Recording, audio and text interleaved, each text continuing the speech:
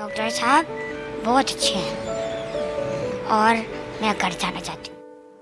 कलील वक्त में 7 अफराद के दिमाग के कामयाब ऑपरेशंस करके न्यूरो सर्जन की टीम ने सब पर अपनी काबिलियत की धाक बिठा दी। 8 डॉक्टर्स पर मुश्तमिल टीम ने ब्रेन ट्यूमर सर्जरी के मुश्किल मिशन को महज एक दिन में पाया तकमील तक पहुंचाया, जो तीसरी दुनिया के मुमालिक में एक रिकॉर्ड है।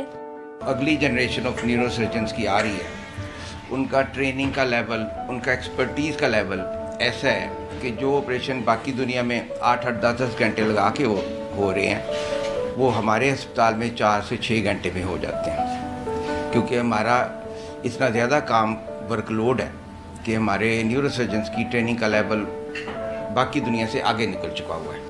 शदीद अजियत से निजात और नई जिंदगी मिलने पर मरीज भी खुशी से फूले नहीं समा रहे। गोली का मसला था, आँखों से नजर का बहुत आता था, एक से बिल्कुल बहुत कम नजर आ रहा था।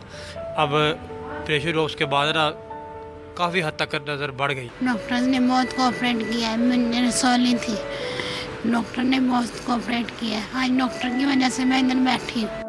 डॉक्टर्स ने हुकूमत से इल्तिजा की है कि ब्रेन ट्यूमर के मरीजों की बढ़ती तादाद के पेश नजर अस्पतालों में मतलूबा सहूलियत मुहैया की जाए। कैमरामैन मोहम्मद अली के साथ किंजा मलिक, डॉन न्यूज़, लाहौर।